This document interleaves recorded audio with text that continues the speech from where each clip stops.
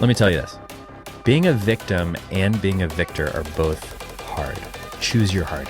Choose your hard. What hard do you want? Do you want the hard of a victim or the hard of a victor? How much of this victimhood is actually in our heads versus what is reality? So reality seems to be a figment of my imagination, right? Don't we all have a different reality? And I'm not talking Matrix here. I'm just saying my version of what happens, my perception of what happens is different than your perception of what happens, which is different than the perception of everyone else on the planet for what happens. So I can have a reality that says that I'm a victim, and you can have a reality that says I am a victor simultaneously. Same exact information, same exact details, right? Or vice versa. The same thing could happen to me and I could choose to be a victim or I could choose to be a victor. You relate? So here's the question. If it's that easy to choose, why don't people always choose victor? Welcome to the Derelict Podcast. For the disparaged, depleted, and delinquent souls trying to find our way, we're talking about the scary part of the journey where we don't know how it'll end. Let's be free to face our fucking failures in real time as the most unadulterated, truest version of who we are. No sugarcoating. Welcome to the shit show, you derelict. What's up, bitches? It's Independence Day for the USA today. Now, question. Was this achieved by victims or victors? Did a bunch of whiny bitches sit around and complain about how they were being mistreated to create independence? Well, I'm sure, honestly, there are plenty of those, as there always are. But America's independence was created by some fucking intense victors, wasn't it? When was the last time you were the victim? What happened? Are you a victim right now? Is it easy or hard to talk about? Does being a victim mean you can avoid failure successfully? How much of being a victim is in our heads versus reality? Why does it seem harder to talk about being the victor sometimes than being the victim? How do we change our mindset from victim to victor? Do you want to? Are you even interested? Are you willing to put in the work? Those are some of the questions we'll address today, and I'm looking forward to it. It is Independence Day for the US of A. I'm wearing my blue and my red, and I got my blue eyes, and I got this little red dot on my face that I don't know what it is. So I'm good to go. Oh, and I'm white also, so red, white, and blue. So anyway, welcome, you fucking outcast derelicts. So again, you're a derelict, which is why you're here, right? Maybe you feel like an outcast. You're beat down. You're a fringe of society. Today, we are talking about victim versus victor. And I only have one question for you today. Do you want to be a victim or do you want to be a victor? If you had a choice, which would you pick? Be honest with the answer here, because some people would actually pick victim and they wouldn't pick victor. If you want to be a victim, maybe listen. See what I have to say today. Or get the fuck off the podcast. That's fine too. Just because we talk about failure on this podcast does not mean that we are sitting in that failure, continuing to produce that failure, and that's all we want out of our lives.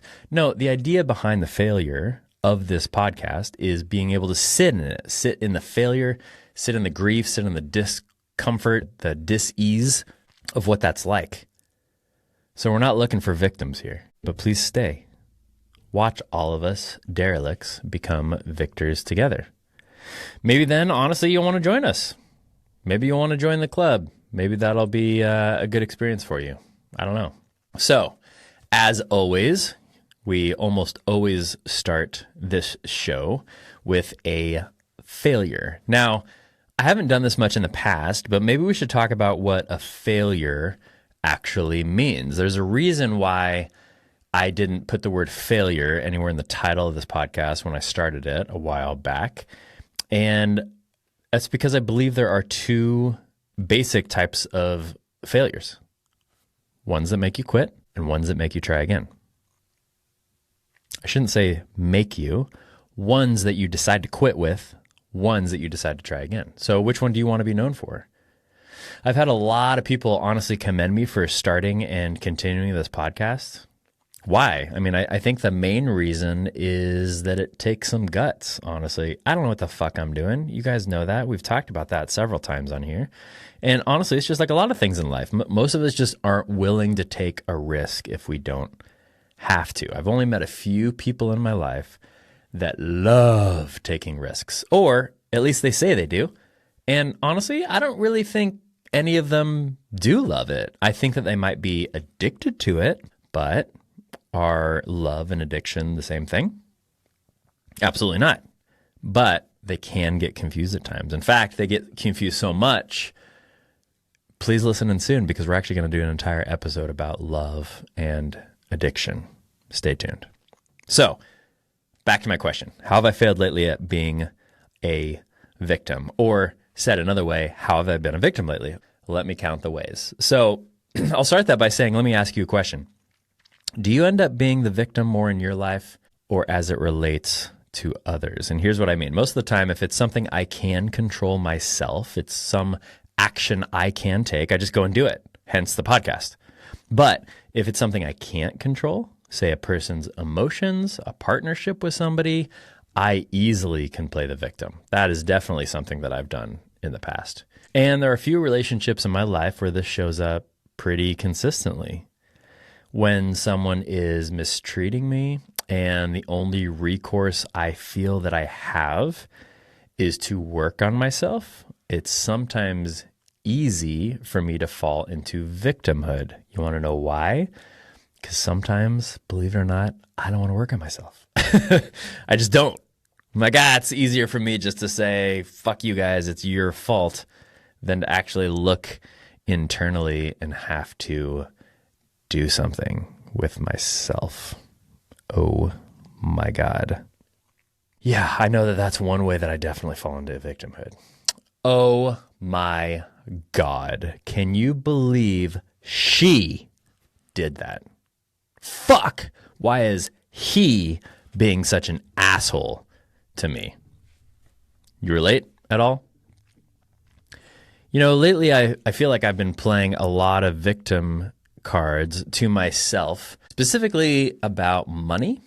I might be spending more and more and more time getting this podcast and new business off the ground than with the business that I currently own, the one that actually pays the bills. Is that foolish? Some would say so. Maybe it is. I don't know. If my parents were listening right now, they'd be like, what are you doing? But it's very easy to play the victim. Oh my God, I did all this work to create the podcast and the website and the social media posts and write the book and work on the screenplay and getting the coaching business off the ground and the other 8 million ideas I have on a daily basis, and it costs money. It's not bringing me any money yet. Boo-hoo-hoo-hoo-hoo. What's taking so long? Why am I not as successful as XYG?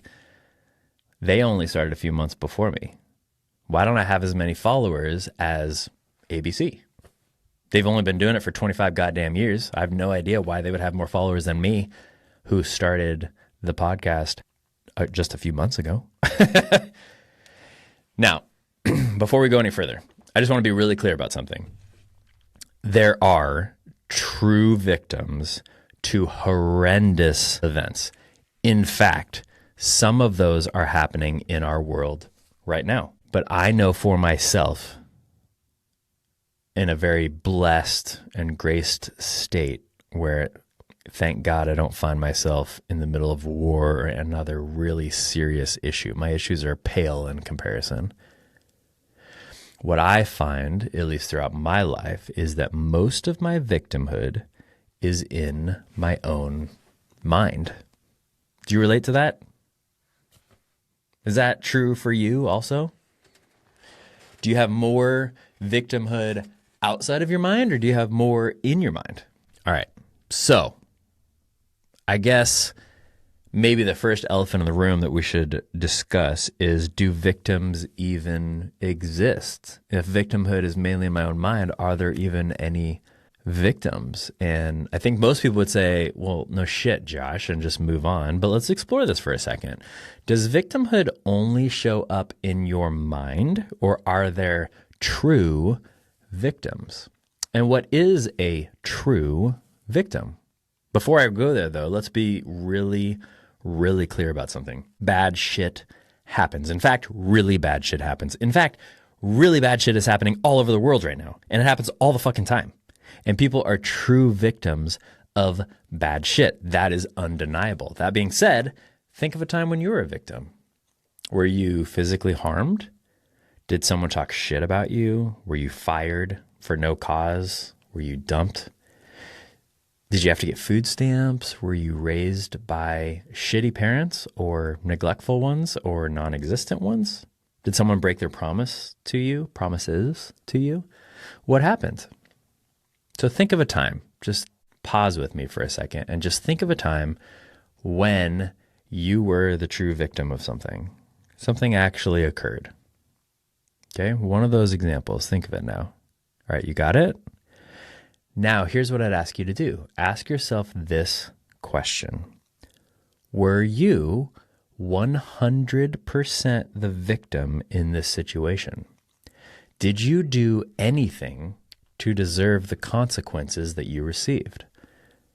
Now, I want to be careful here. I know that this is a tricky one because it's much easier for me to just think that it was someone else's fault, whatever it was, than to take responsibility for my own actions, as we already talked about. So I get it if you don't want to go there yet, and especially if you don't want to admit it yet, that's completely fine. But think hard, think real hard for me. Was it really 100% someone else's fault? Did you really not contribute to it at all? Now, again, that might be the case in some extreme example of war or abuse, etc. That could very much well be true. I'm not saying it's not. And maybe it was. And if it was, honestly, I'm really, really sorry because it means that you went through something super shitty. You went through a really terrible situation. I've been through some pretty shitty situations, but nowhere near as bad as some people that I've heard. And I'm sorry. I really am that you went through that. No one should go through that. And honestly, I know, we probably don't know each other unless you happen to be a friend of mine listening to this, but we probably don't know each other, but I just want you to know I'm here for you.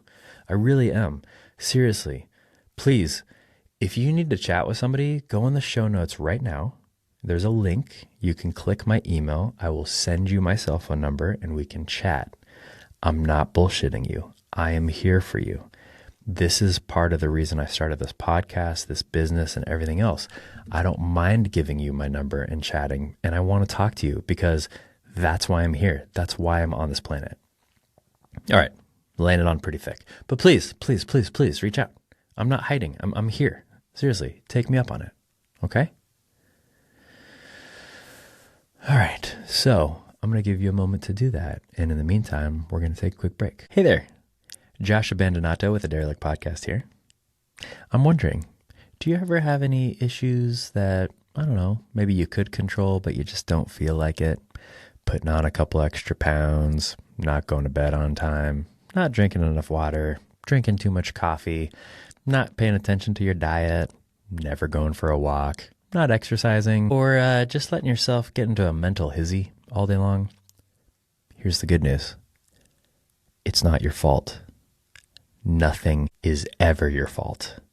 You are the victim. So, if you'd like to continue to be the victim, here's the good news. I have a book for you. It's called We Are the Victim by Josh Abandonato. Go check it out on Amazon.com. We are basically sharing ways that you can continue to be the victim in your life forever. What a beautiful thing. Don't take charge of your life. Just be the victim. Amen, brother. Now back to the show. All right. So definitely got to go check out that book. Sounds like a good one. So it's 100% your fault. It's 100% somebody else's fault. It's a mixture of both your fault. Doesn't really matter. Something occurred. Great. Here's the next question. What good came out of the situation? Did you happen to catch episode 9? It's called Failure to Launch Grief. It was launched on May 9th. If you weren't able to take a listen, maybe go listen to it now or wait until this one's over. Specifically, the section on blaming effectively. There's a link in the show notes. I'll put it on there, even though you could just go back to, episode 9. But here's the basic gist. The basic gist of blaming effectively is that if you blame someone for all the shit that they did to you, okay, so you are the victim, right? So let's assume you're a real victim here.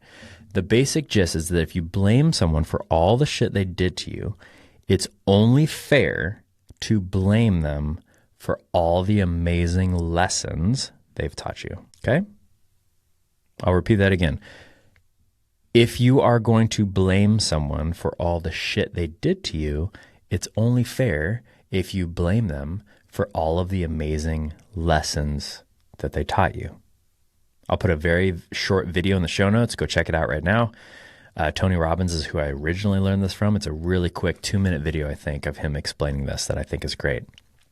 And again, go back and listen to the episode. So why do I bring this up now? Well, what good can come out of what happened to you? Did you learn anything? Did it help you grow in any area of your life?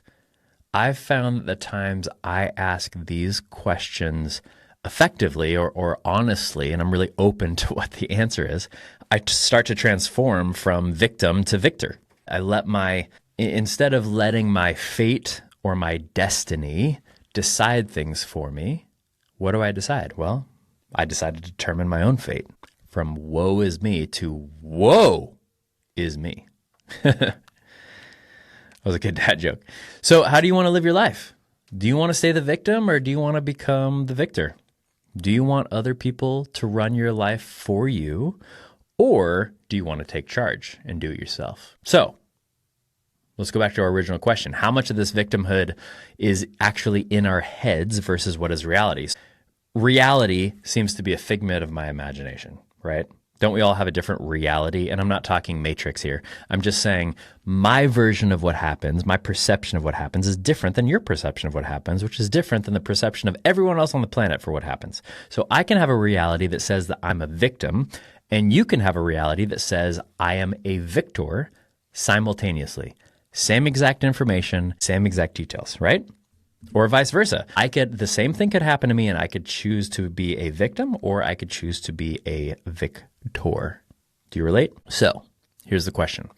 If it's that easy to choose, why don't people always choose victor? Great question. If I knew the answer, I might not be doing this podcast, to be honest. If we all just happen to choose to be victors in our lives at all times and never dealt with any sort of victim mentality, what the hell would we need any podcast for or book or anything else? Wouldn't we just figure out inside of ourselves what to do every single moment of every single day and never have any sort of issue? I think so. So I think it's, I think it's simple, not easy. Let's just say it that way. So let's explore our mind a bit. Okay, so here's a quote. Heavily recommend that you look this guy up and read this book if you can. Again, check the show notes for this. Eckhart Tolle, we've talked about him on the podcast before. He is one of my distant mentors. Maybe one day I can get him on the podcast. Put that out into the universe. Here's a quote. Listen up. Almost every ego contains at least an element of what we might call victim identity. Some people have such a strong victim image of themselves that it becomes the central core of their ego. Resentment and grievances from an essential part of their sense of self. Even if your grievances are completely justified, you have constructed an identity for yourself that is much like a prison whose bars are made of thought forms. See what you're doing to yourself, or rather what your mind is doing to you. Feel the emotional attachment you have to your victim story and become aware of the compulsion to think or talk about it. Be there as the witnessing presence of your inner state. You don't have to do anything. With awareness comes transformation and freedom. Again, that's by Eckhart Tolle from the book Stillness Speaks. Check the show notes down below for a link to the book. Heavily recommend it. Holy shit, he does it again. The wisdom in this man is amazing. All right, so I want to walk through this quote a little bit with you because I think it's really going to help our conversation of victim versus victor, okay? So first part, or at least near the first part. Almost every ego contains at least an element of what we might call victim identity. Let's focus on that for a second. Victim identity. Do you relate to that? Are you a perpetual victim, or are you just a victim sometimes? Have you ever met, better question maybe, have you ever met that perpetual victim? The person that's like, oh my God, there's always something. There's always something going on. There's always a reason they didn't keep a commitment. There's always some reason why they couldn't do something. It's always somebody else's fault. There's always somebody else that's causing so much problems for them that they couldn't do what they wanted to do. Do you relate? Either do you relate? Well, if you do relate, you probably wouldn't admit it, to be honest, because if that was you, you're probably like, no, that's not me. We'll talk about that in a second. But do you relate as far as anybody else goes? Do you know anybody like that just feels like just one thing after another? There's always some reason. They're always the victim at all times. I know I've been there before, so I'm not pointing the finger at all. But here's the question. Do you spend more mental energy focusing on how you've been wronged or how you're going to take charge and fix things? Let me ask that again. Do you spend more mental energy focusing on how you've been wronged or how you're going to take charge and fix things? Are you a victim, or have you self-identified as one? Honestly, in a world where you can self-identify as almost anything, and in a lot of places get away with it, why not choose victim? This might be a bit controversial, so frankly, I think it's worth mentioning. My own personal experience is that I found that most people I've met in my life that identify a certain way usually are doing so because they at least partially feel like a victim. Or stronger words, most of the people that I've met that identify a certain way are doing so because they feel like they're a victim. Because honestly, if they weren't, why the fuck would they care? Think about it for a second. I still catch myself saying, I'm starting a podcast. Well, am I starting a podcast? You're listening to whatever episode this is. I think this is episode 17. That's not starting a podcast. I have a podcast. And it's had some success, and people are listening, and people are following on social media. Please follow us on social media, by the way. So I'm not starting a podcast. That's fucking bullshit. Why would I say that to somebody new? I'm getting in the podcast game. I'm starting a podcast. No, that's not true. I am a podcaster. I am podcasting. I've clearly already started this. But I think in saying that I'm starting a podcast, it gives me an out in case it fails. I can be the victim, right? Poor me, I tried and it didn't work. Or maybe you identify strongly with a political party. Let's talk about politics. Why the fuck not? It's 4th of July. I'm conservative because those damn liberals are trying to take away my freedoms. I'm liberal because those damn conservatives don't give a shit about anyone but themselves. My wife left me. Wasn't my fault. I didn't even do anything. My husband cheated on me. It was all him. I was just sitting here doing nothing. My business partner left. That dick. I did everything to make this partnership successful. Fuck him. Get the gist? I'm sure you've said that, or maybe you haven't. Maybe it's just me as usual. But let's be honest. All right. So again, honesty time. Therefore, I have to start because somebody's got to get naked and jump in the pool first. Okay? Let me ask you a question, and then I'm going to give you a story. Where do you do this in your life right now? Think about it. Where do you blame somebody else and play the victim in your life right now? Maybe it's a specific person. Maybe it's a specific institution. Maybe it's a group of people. I don't know. Maybe it's a club, organization, something. Maybe it's politics. So where do I? Well, in prepping to record this podcast today, I actually asked my girlfriend this morning where she thought I did it. Fuck. Here comes the super uncomfortable part where I get more vulnerable than I want to. Okay, guys, bear with me. Please send me a note and be like, thanks for being vulnerable. All right, are you ready? So I asked her, I said, where do you feel like I play the victim at times? And she said, well, the one thing that she could think of is sometimes with my ex-wife. Ouch, stab in the heart, blood squirting everywhere. I didn't like that answer because I try so hard for that not to be true, but it still pops up. And it is true. And I took it. because it's easy for me to feel sorry for myself sometimes when I feel like she or anyone else isn't being fair. But I really wish that wasn't true. I really do. I really wish I could just take control of my own life and my own actions and only focus on those at all time and never blame anyone else. But what kind of podcast host would that be?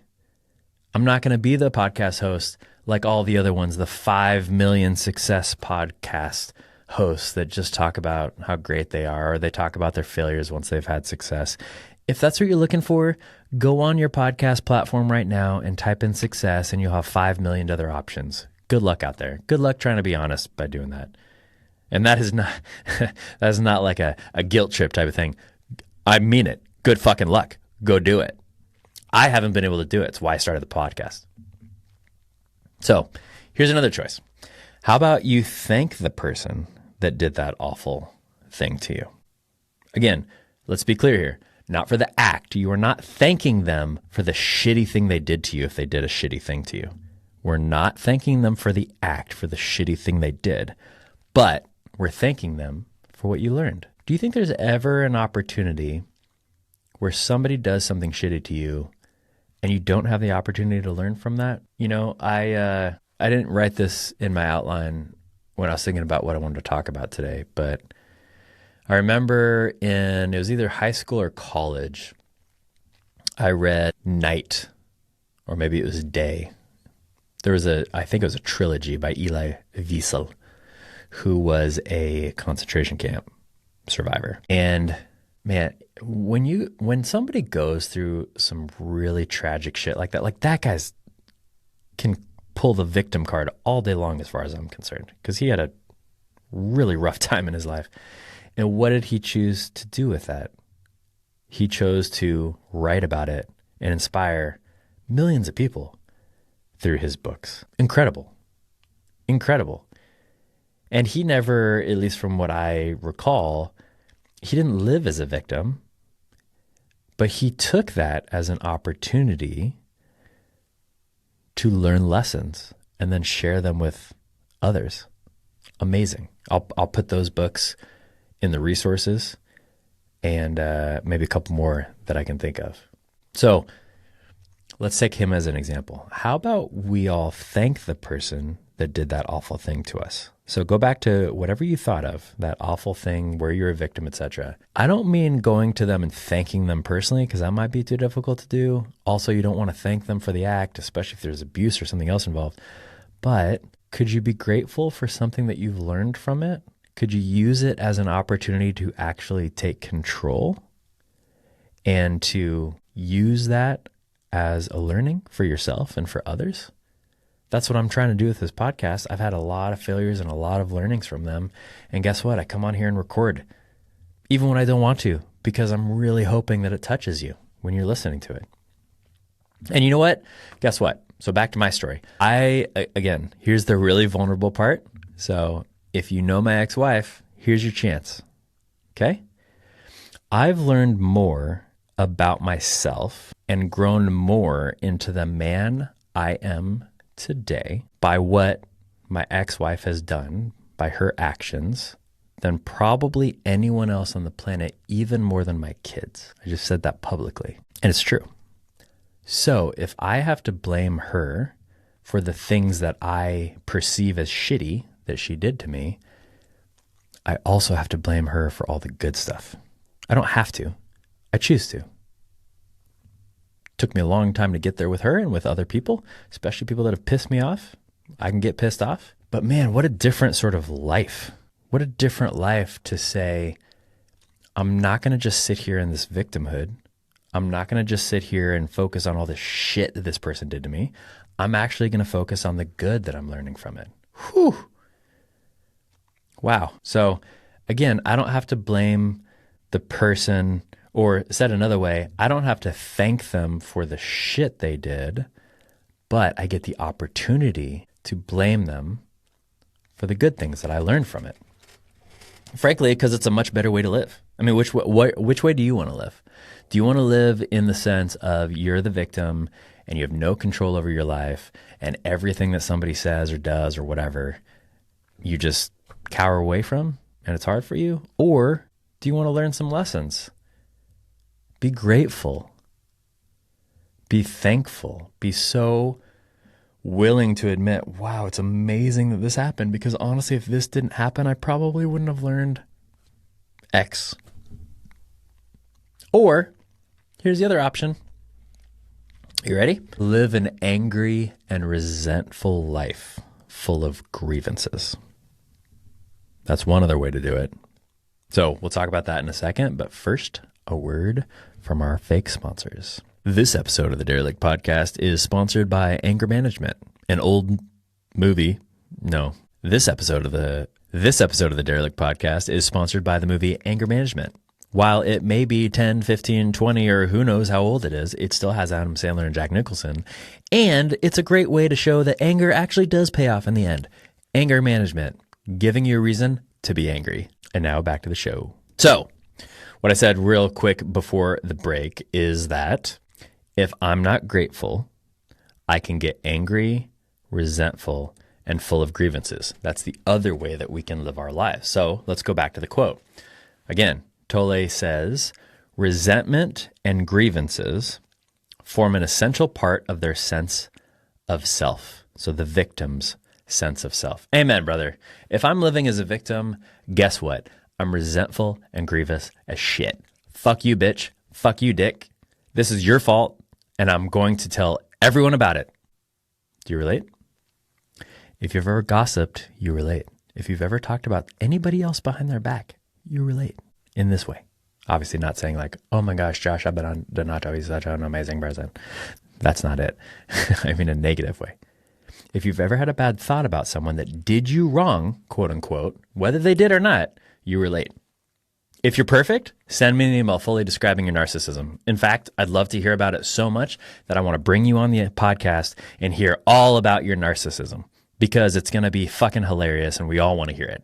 And I know it's going to get turned into a limited series on Netflix and it'll be so fucking entertaining. So let's do it. Tiger King 2.0, or fill in a myriad of other shows here. Go on Netflix right now. I'm sure there's 12 shows on narcissism. So back to my point. What do you do about your resentments and grievances? So first, I'm just asking you, what do you do about your resentments and grievances? Again, to be naked and jump in the pool, I'll start. Sometimes I just want to fucking hold on to them. I just want to be resentful. I just want to be grievous about things. I don't want to deal with them. I just want to be pissed. How about you? Do you relate? Do you deal with them, or do you put out the fire, or do you let them burn and take over and destroy your life, your thoughts, your actions, your spirit, everything else? I've honestly done both. So what's the solution? Well, for me, it starts with being honest about them and deciding that I'm willing to let them go. Much easier said than done. So I've mentioned 12-step on this podcast several times before, and I hope you got to listen to episode 10, the one after the one I just mentioned, Failure to Launch, which is all about fear. It was on May 16th. I will also add that to the show notes. But one thing that I mentioned on that episode was the fear inventory that 12-step groups put out. They also put out a resentment inventory. They're both part of step 4 if you've been through the steps before. If not, I'd highly recommend it. I'd highly recommend that you check out at least that chart on fear and resentments. It's a great process. I've gone through it many, many, many times. I've done it in full settings. I've done it in little mini ways. I've done mini 4 steps just, along the day if I have some fear or resentment, to try to check in with myself and try to figure out why it's happening. And it fucking helps. At least it has for me. So check out the show notes for a guide on how to address your resentments. Or don't, and let them grow, fester, catch fire, and eventually burn you alive. Your choice. Now, let me pause here for a second. I'm not saying this tongue in cheek. I'm not saying this in like a nagging mom or dad sort of way. That's not my intention at all. My intention is not to put any guilt or shame or anything else on you. What I can speak to, though, is my own personal experience. And my personal experience is when I don't deal with these things, I fucking burn alive. It's not good for me. Maybe you can. I don't know. Not true for me. Or instead of burning alive, we could use prison as an analogy. So going back to the quote, let's read this here real quick. The next part says you have constructed an identity. So the victim has constructed an identity that is much like a prison whose bars, wait for it, are made of thought forms. I believe this part of the quote is absolutely beautiful. You want to know why? What do you think is beautiful about it? What I think is beautiful about it is that the bars of the prison are made of your thoughts or my thoughts or our thoughts. So if the bars of the prison are made of my thoughts, can't I control them? Isn't it my choice if I'm going to be in prison or not? Isn't it my choice if I'm going to hold resentments and grievances or not? And isn't it my choice if I'm going to break free and get out of that prison? Let's break free. But how do we break free from something that we have really convinced ourselves of? How do we rewire our brains? Well, back to the quote, totally suggests that we need to feel the emotional attachment you have to your victim story and become aware of the compulsion to think or talk about it. That's huge for me. You know what I started doing that really helped? I started asking people. Like I said earlier on this podcast, I asked my girlfriend for my awareness of where I've been a victim. I asked people because I lacked the awareness of playing the victim. Yet, what I found is that most of the time when people are in victim mentality, including myself, when I'm in victimhood, it's really hard for me to see it. Because by seeing it and admitting it, then I have to do something about it. I'd rather just stay there. Do you relate? So what I started doing is asking people. I've asked many close friends the same question, and I've received different answers. It's not always the same. But when someone's willing to be honest and you create space for them to do so, they will tell you. Do you have someone in your life like that? Again, if you don't, send me a note. Maybe we barely know each other, but I'm willing to be there for you. I have several people that do it for me, and I'm willing to pass that on. Now, I got to be honest with you. When you ask that question, at least for me, at first it sucks a huge dick. I just don't love it at first. I really don't. I have to deal with my own insecurities and defensiveness, etc., etc. But once I get past that, I'm given a blessing. And I'm grateful for that blessing because once somebody tells me what I can work on, guess what? I have something to work on.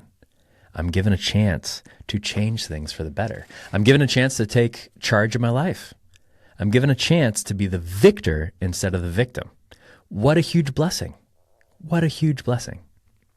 All right, so what's the next step? Well, if you're comfortable getting feedback from a close friend or loved one, then you can ask them to help keep you accountable or check in with you to help you stay out of those mindsets, those limiting mindsets, those limiting beliefs, those victim.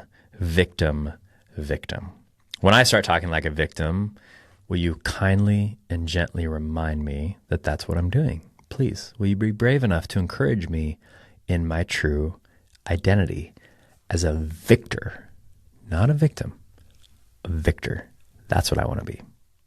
Then I have to find another way to fill my emotional bucket because I'm telling you what, at least for me, I started feeling empty when I did this.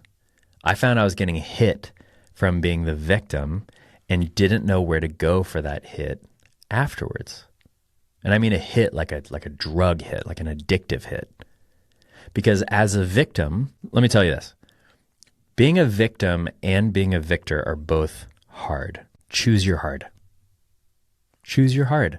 What hard do you want? Do you want the hard of a victim or the hard of a victor? And again, both of them can give you a hit. One of the reasons I like being a victim sometimes is people show sympathy and compassion and care, or at least it seems like that's what they're showing. I'm like, oh yeah, give it to me. Give it all to me. But I get stuck there. And then I don't have any sort of victory in my life. And that's not how I want to live. So here's the beauty of all this. Let's land the plane on this quote. Tolle states the good news here. He says, you don't have to do anything. You don't have to do anything. With awareness comes transformation and freedom. Amen to that. All we have to do is start. We just have to start with figuring out where we're being the victim. Just simple awareness. And that awareness might come from within. It might come from people that we know. Where is it going to come from for you? I'll say it this way. If you don't feel like you're being a victim right now, or you're not acting like a victim right now, here's what I'd encourage you to do. I hope that you have somebody close in your life that you can talk to honestly and that will give you honest feedback. If you don't, shoot me an email. Let's schedule a phone call. I'm happy to chat with you. No cost, no strings, no nothing. I'm just here. The more interaction, the more fulfilled I feel in my life. So please reach out to me. If you do have somebody and they're close and you know that they're going to be honest and authentic with you, here's what I'd encourage you to do. Call them up today. Go visit them today. Take them a cup of coffee, something. Look them in the eye and just ask them. Say, where do you think I am being a victim in my life right now? Or where have you heard me with a victim mindset, a victim belief in the past? What does that look like? And see what they say. Just quiet, shut your mouth, don't say anything. Don't add any feedback. This is really important when you ask a question like this. Maybe preface it with them like, look, I just want you to tell me whatever it is. I'm not going to comment. I'm not going to try to defend myself. I'm not going to argue, etc. I just want to know what you think and why. And hopefully they'll tell you. And what I'd really encourage you with, please do your best to be in a good headspace when you do this. Don't feel shame. Don't feel like shit when they bring it up with you. Because guess what? It doesn't mean that you're a bad person. We all play the victim role. The strongest, most courageous victors you've ever seen in your life, anywhere, movies, pop culture, in real life, IRL, wherever, the strongest victors have felt like a victim at one point in their life. And maybe they were, maybe they won't. And they probably have felt like it many times. I found that some of the most courageous, victorious people I've ever met can sometimes be the most insecure people I've ever met. Not always. They have a confidence, a security inside of them that helps them do what they need to do. But there's still other things that they're constantly thinking about. Like, what if I do this? What if I do this wrong? What if I do, we all do that stuff. So don't think just because somebody seems like they have it all together, they do. They don't. Most of us seem like we have it all together. You look at our social media pages or anything else. Well, one of the things I'm trying to do with the Derelict Podcast social media page is to show you that we don't have our shit together. So go check it out. Give me your feedback. If you see any of our social media posts and you're like, oh my God, it looks like those people just really have their shit together, fucking tell me, please. Because that's the opposite of what I want. What I want is to produce an open and honest and caring space where we can come in and we can be authentic and vulnerable about this. Because guess what? If I don't get that, I never become the victor.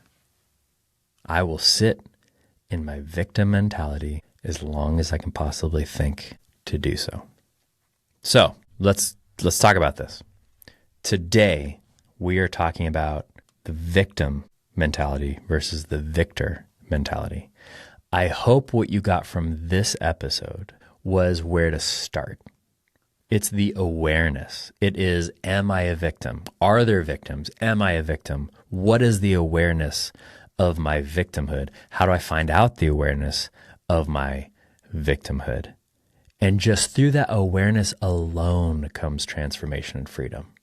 Now, is that enough? Is that enough for you? Is it enough for you to have awareness of you being a victim, or would you like more? Well, good news. Next episode, we're going to be talking about the exact same thing. But instead of just talking about the awareness of being a victim, we're going to talk a little bit about the benefits of being a victim and why some of us do it. But more importantly, the thing I really want to get into next time is how to be a victor. What are the different ways that I've learned from myself and other people in order to be victorious, and how to get out of that limiting victim mindset? So please stay tuned. Please stay tuned. We'd love to have you here. Thank you so much for being a part of this journey with us. As always, you all are so amazing. You're so amazing. Do me a favor, please. Like the episode, like the podcast, subscribe if you're watching via YouTube, or wherever else. Be a part of this community. Please join the tribe. We're here. We're derelicts together. We want to figure this stuff out together. Thank you so much for all of you who have already liked and subscribed that are listening to this.